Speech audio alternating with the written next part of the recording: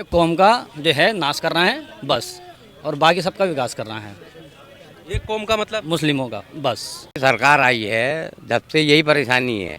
वैसे तो कभी ऐसा नहीं हुआ आज तक अच्छा। कि सड़क पे नहीं होगी नमाज, या इधर नहीं होगी इधर नहीं होगी। बस हर आदमी डरा तो बैठा है। मीडिया बंधु हो, आप कभी ये सवाल क्यों नहीं करते कि जो कावड़ लेके जाते हैं लोग, 2-2 महीने रोड ब्लॉक रहते हैं, व्यापारियों को नुकसान होता है लाखों रुपए का, तो ईद की नमाज सिर्फ 10 मिनट या 15 मिनट की होती है, तो उसमें क्या दिक्कत है? आप लोग ये सवाल क्यों नहीं उठाते? संविधान तो सबों की नहीं है, हिंदुओं, मुस्लिमों, सिखों, ईसाइयों सबकी नहीं है, तो फिर भेदभाव क्यों होता है? मुरादाबाद में इस वक्त हम मौजूद हैं और ये जामा मस्जिद है मुरादाबाद की। यहाँ पर हम लोकसभा चुनाव का ओपिनियन के तौर पर लोगों से बात करेंगे और जानेंगे कि हालात क्या हैं।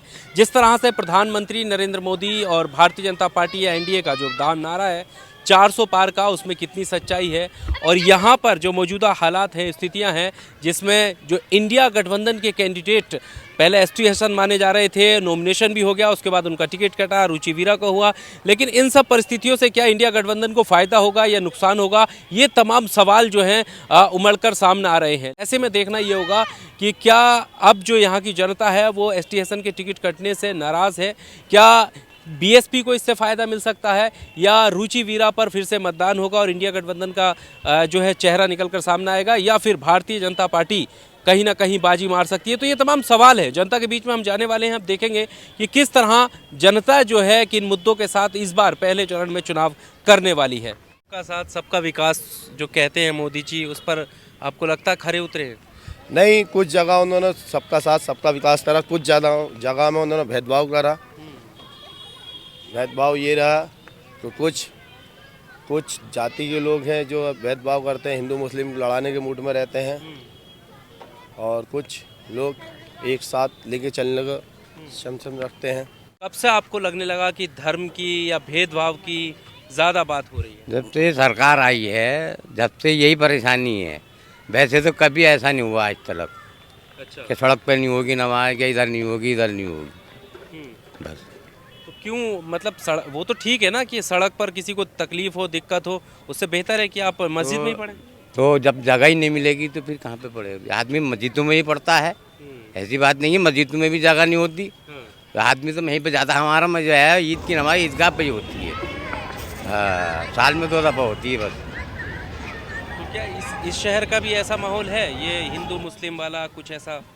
नहीं ऐसा तो अब मतलब कि दिखाई तो देता है, वैसे जो आदमी कहता नहीं है, दिखाई तो देता है कहता नहीं है। बताओ क्या करे कोई, हर आदमी डरा तो बैठा है। अच्छा। हाँ। तो आपके मन में ये है, जैसे डॉक्टर एसटी हसन मुस्लिम हैं जी। और इंडिया गठबंधन जो है चुनाव उसकी तरफ से जो टिकट मिला सपा की तरफ से, वो रुचि वीरा को मिला गया, तो आपको कोई नाराजगी है? कोई नाराजगी नहीं, पार्टी है वो सब कुछ है, पार्टी है, साइकिल की बात कर रहे हैं, उसमें तो किसी को परेशानी नहीं है।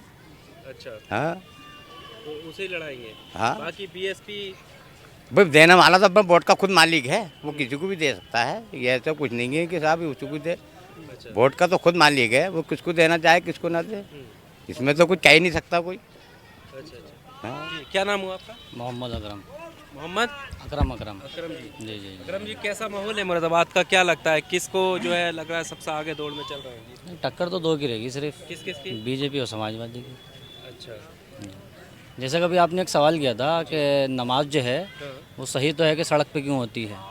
आप मीडिया बंधु हो, आप कभी ये सवाल क्यों नहीं करते कि जो कावड़ लेके जाते हैं लोग, 2-2 महीने रोड ब्लॉक रहते हैं, व्यापारियों को नुकसान होता है लाखों रुपए का, तो ईद की नमाज सिर्फ 10 मिनट या 15 मिनट की होती है, तो उसमें क्या दिक्कत है? आप लोग ये सवाल क्यों नहीं उठाते? बिल्कुल करते हैं ये नहीं, सवाल। कहाँ करते हैं आप? ये सवाल भी है। आप अपने रोड चैनल सबके पे एक लिए- दिखा दीजिए। रोड सबके लिए, ठीक है। सबकी प्रॉपर्टी है, ठीक है। चाहे वो किसी का भी धार्मिक कार्यक्रम हो, मुसलमान का हो, हिंदू सिख का हो, किसी का भी हो, ठीक, ठीक। सबके लिए इक्वल गाइडलाइन होनी चाहिए, ठीक। ये हमारा मानना तो ये सरकार एक गाइडलाइन पे है कभी? ये तो सिर्फ मुसलमानों के लिए है कि भाई रोड पे नमाज नहीं होगी। आप बताएं, 2 महीने के लिए रोड ब्लॉक होते हैं, जब कावड़ यात्रा निकलती है, होते हैं या नहीं होते? आप बताएं ज़रा। होते हैं तो क्यों, वो उनके लिए क्यों नहीं है? संविधान तो सबों की नहीं है, हिंदुओं, मुस्लिमों, सिखों, ईसाइयों सबके नहीं है, तो फिर भेदभाव क्यों होता है? क्या लगता है इन 10 सालों में ये भेदभाव ज़्यादा बढ़ा है? मुझसे बेहतर तो आप मीडिया बंधु आप जानते होंगे। हम तो सिर्फ अपने मोहल्ले में रहते हैं, अपने कारोबार में रहते हैं, आप तो जगह जगह घूमते हैं, आपसे बेहतर कौन जानता होगा क्या भेदभाव हो रहा है? जब तक आप लोग इस बात को नहीं उठाएंगे। आप सवाल उठा रहे हैं, ठीक है। प्रधानमंत्री कहते हैं कि हम तो सबका साथ, सबका विकास, सबका विश्वास जीतने की तरफ आगे बढ़ रहे हैं। एक कौम का जो है नाश कर रहे हैं बस, और बाकी सबका विकास कर रहा है। एक कौम का मतलब मुस्लिमों का बस। मोदी जी कह रहे हैं एक हाथ में कुरान, दूसरे हाथ में कंप्यूटर होना चाहिए। नहीं, वो कहते कुछ है करते कुछ हैं, जमीनी स्तर पे कुछ लेके चलते हैं वो, और कहते कुछ हैं वो। कह रहे हैं हमारी सरकार की योजनाएं सभी के लिए है, चाहे हिंदू हो मुसलमान। सभी के लिए नहीं है। मैं आपसे पूछता हूँ 2014 के बाद में जो गरीबी बढ़ी है वो 2014 से पहले थी कब? गरीब जो था 2014 से पहले वो उठ रहा था ऊपर, और अब जो है वो गरीब जो है बेचारा और गरीब होता जा रहा है।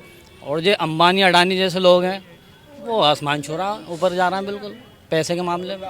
क्या लगता है मोदी सरकार उद्योगपतियों को सपोर्ट कर रही है? हाँ वो तो है ही, वो तो आप लोगों को खुद दिख रहा है, हमें क्या दिख रहा है? अच्छा, अभी जो सबको 400 पार का नारा दे रहे हैं प्रधानमंत्री, उसमें कितनी सच्चाई आपको लगती है? सच्चाई क्या है, हवा उड़ा रखी है बस, बोले इस हवा से हम निकल जाएंगे आगे, और मीडिया उनके साथ में है वही गोदी मीडिया जो वो तो है उनके साथ में।